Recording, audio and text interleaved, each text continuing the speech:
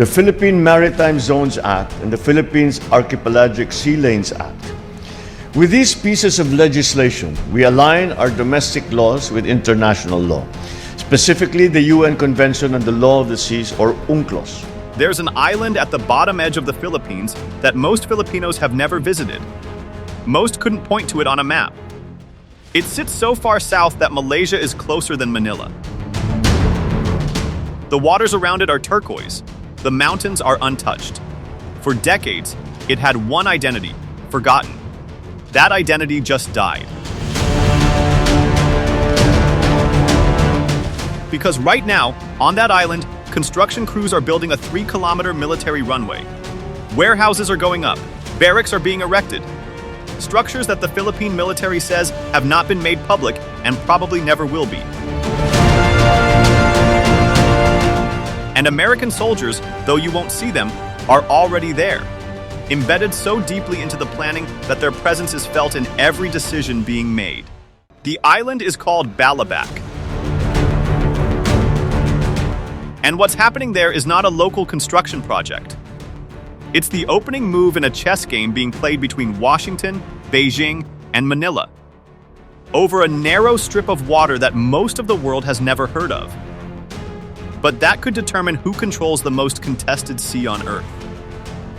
This is that story.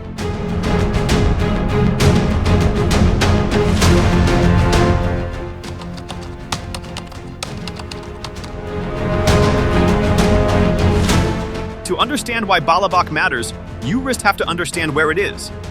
And where it is, that's the whole point. Balabac sits at the absolute southwestern tip of the Philippine province of Palawan. Palawan itself is often called the country's last ecological frontier, a long, narrow island stretching like a nungar toward Borneo.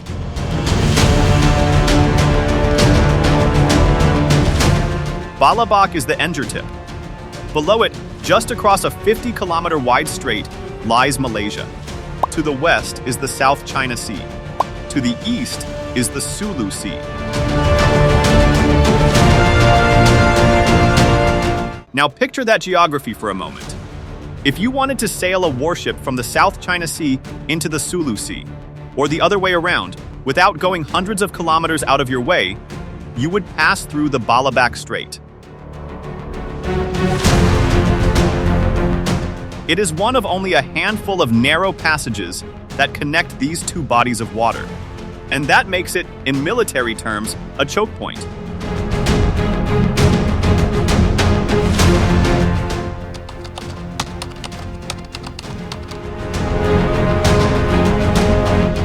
Since at least 2019, Chinese warships have been transiting through Balabac Strait repeatedly and often without notifying Manila. We're not talking about Xing boats or Coast Guard cutters. We're talking about People's Liberation Army Navy destroyers.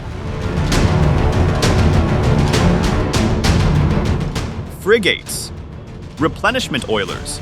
In one documented case, even China's aircraft carrier passed through Philippine archipelagic waters using the Balabac Strait Sibutu Passage route.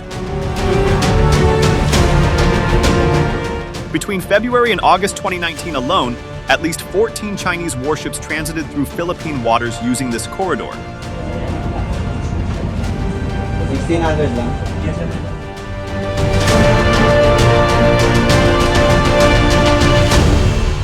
Many of them turned to their automatic identification system transponders, the electronic beacons that allow coastal states to track vessel movements. Some refused to identify themselves when challenged by Philippine Navy ships. 4 Chinese Army warships were spotted 12 nautical miles off Palawan Wednesday. The Philippine military says the vessels were all headed southwest of the Balabac Strait. In June 2024, the AFP confirmed that 4 Chinese naval vessels, 2 destroyers, a frigate, and a replenishment oiler were spotted moving through Balabac Strait.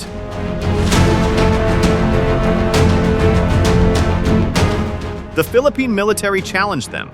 The ships responded. But the message was clear. China treats this waterway as a highway it can use at will. And the thing is, the Philippines had very little ability to do anything about it. Balabac was remote, underfunded.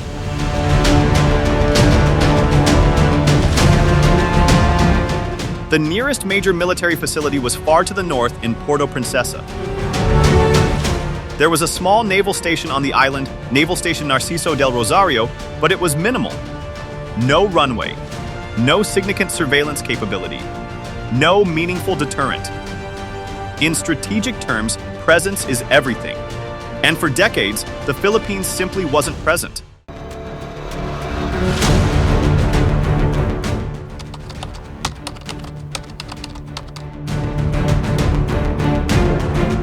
To understand the military buildup on Balabac, you need to understand 4 letters: EDCA. The entire trip is what they're saying in many areas. In Japan, there's always been an agreement. It's there, it exists. And this is an important, that handshake, that signing, that ceremony, as simple as it may seem. The Enhanced Defense Cooperation Agreement was signed in 2014 between the Philippines and the United States. It is not a basing agreement. EDCA does not give the U.S. permanent military bases on Philippine soil. What it does is allow American forces to rotate through designated Philippine military installations on a temporary basis. These windows will fall behind halfway of this door, okay? On the front end, that's going to be our sector. They can preposition equipment. They can build facilities. They can conduct joint exercises. But the bases remain under Philippine sovereignty and control.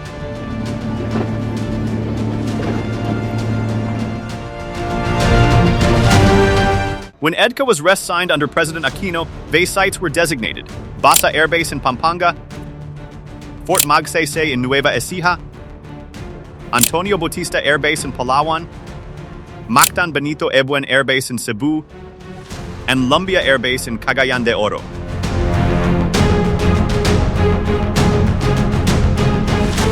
Where I had a constructive exchange with, amongst others, Acting Head of State and Senate President Hun Sen. Then, in April 2023, President Marcos approved 4 additional sites, bringing the total to 9. And one of those 4 new sites was Balabac Island. Now here's the detail that matters most. Balabac is the only EDCA site directly adjacent to the South China Sea. The 3 other new sites, Naval Base Camilo Ocias and Lalo Airport in Cagayan Province, and Camp Melchor de la Cruz in Isabela, are all in the northern Philippines, positioned closer to Taiwan and the Luzon Strait. They face a direct strategic direction. But Balabac faces west. It faces the contested waters where China and the Philippines clash almost daily. And it sits right on top of the choke point that Chinese warships have been using to move between seas. That positioning is not accidental.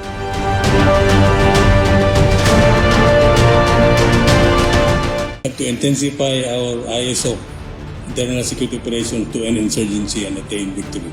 Leadership.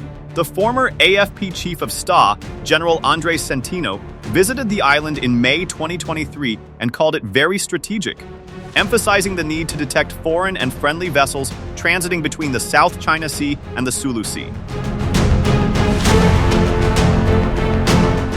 The infrastructure plan reacts that priority. A 3-kilometer dual-use military runway, construction began in 2019, funded under a partnership between the Department of National Defense and the Department of Public Works, is designed to allow surveillance aircraft to detect intrusions in strategic maritime routes.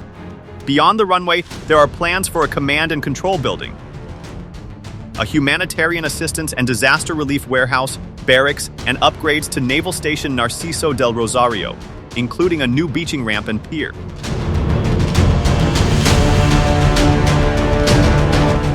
And then there are the structures the military says will never be made public. The Americans, meanwhile, are already embedded in the planning. Joint exercises, shared intelligence, rotational troop deployments. The U.S. military footprint on Balabac may not be visible to the naked eye, but it is woven into the operational fabric.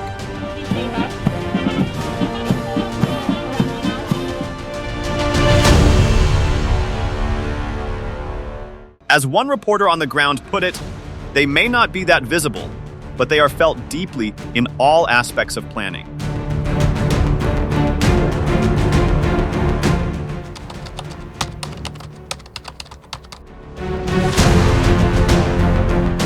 But the Philippines isn't just building bases. It's rewriting the legal architecture of its waters. And Balabac sits right at the center of that too. Today we gather for the signing of two very significant laws that emphasize the importance of our maritime and archipelagic identity. The Philippine Maritime Zones Act and the Philippines Archipelagic Sea Lanes Act. On November 8, 2024, President Marcos signed into law two landmark pieces of legislation: the Philippine Maritime Zones Act and the Philippine Archipelagic Sea Lanes Act. The Maritime Zones Act formally deems the Philippines' internal waters, archipelagic waters, territorial sea, contiguous zone, exclusive economic zone, and continental shelf, all in compliance with the United Nations Convention on the Law of the Sea.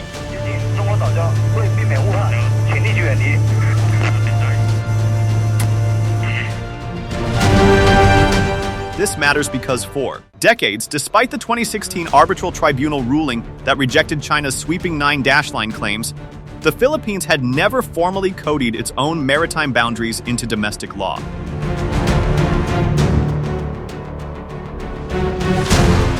The Archipelagic Sea Lanes Act goes further. It designates exactly 3 sea lanes through which foreign military vessels and aircraft may exercise passage through Philippine archipelagic waters. One of those 3 lanes runs directly through the Balabac Strait, Salib Sea, through the Basilan Strait, across the Sulu Sea, through the Nasubata Channel, and out through the Balabac Strait into the South China Sea.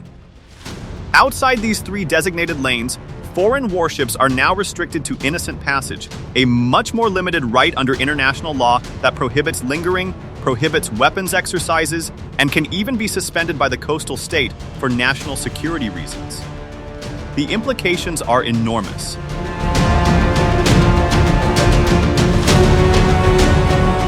Before this law, Chinese warships could arguably transit through any customary route in Philippine waters. Now, the Philippines has legal grounds to restrict, regulate, and challenge any passage outside the 3 designated corridors. China's reaction was immediate. Within hours of Marcos signing the laws, Beijing summoned the Philippine ambassador to lay a stern protest. The Philippine Maritime Zones Act and the Philippines Archipelagic Sea Lanes Act. With these pieces of legislation, we align our domestic laws with international law, specifically the UN Convention on the Law of the Seas, or UNCLOS. But the Philippines didn't back down. Marcos said the laws demonstrate the country's commitment to uphold a rules-based international order. And Senator Francis Tolentino, who championed the legislation, noted that while China might not recognize the laws, the imprimatur from the international community would strengthen our position.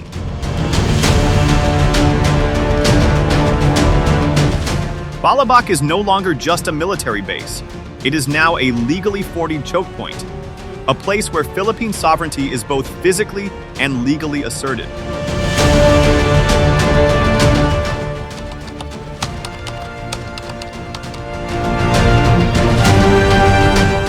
Let's zoom out, because you cannot understand what's happening on Balabac without understanding what's happening across the wider South China Sea. The South China Sea carries more than $3 trillion in annual trade. It is claimed in overlapping fashion by China, the Philippines, Vietnam, Malaysia, Brunei, and Taiwan. But China's claims are the most expansive and the most contested.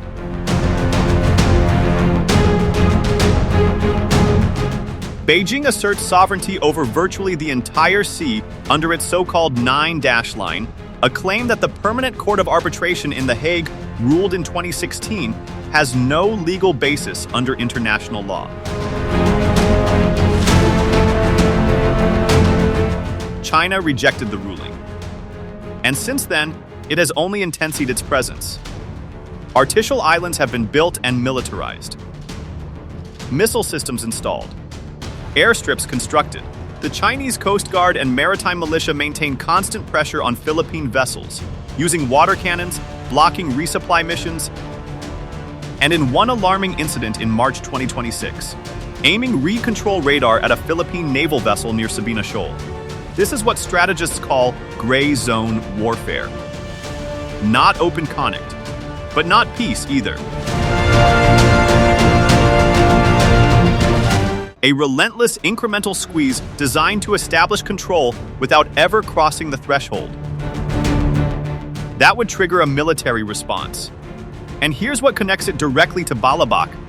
China views the EDCA expansion, particularly the sites in Palawan and the northern Philippines, as a direct threat.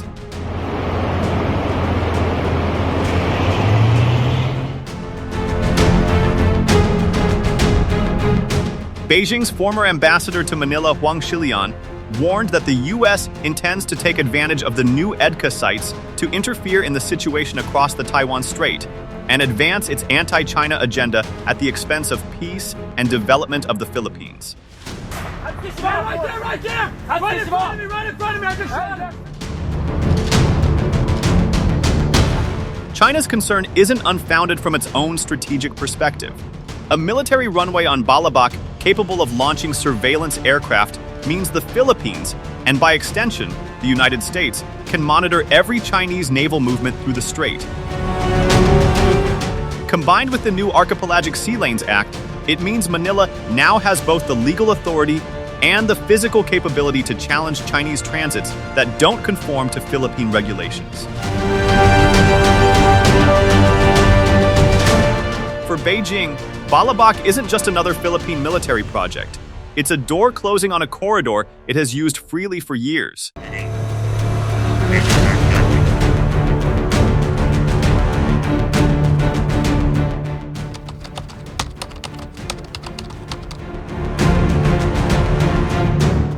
In all of this, the warships, the runways, the legal frameworks, the great power rivalry, there are people living on Balabac who simply want electricity that works, roads that don't ood, schools that have enough teachers, and a future their children can see themselves in.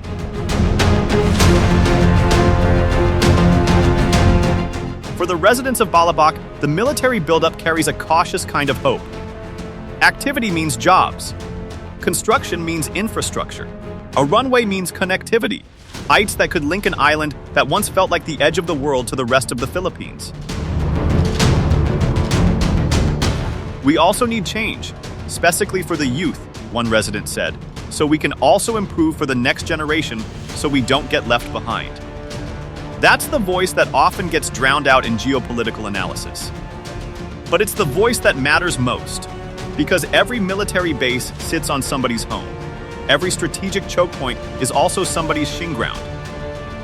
And the people of Balabac, who lived for decades at the margins of national attention, are now watching their island become the center of a story they didn't choose.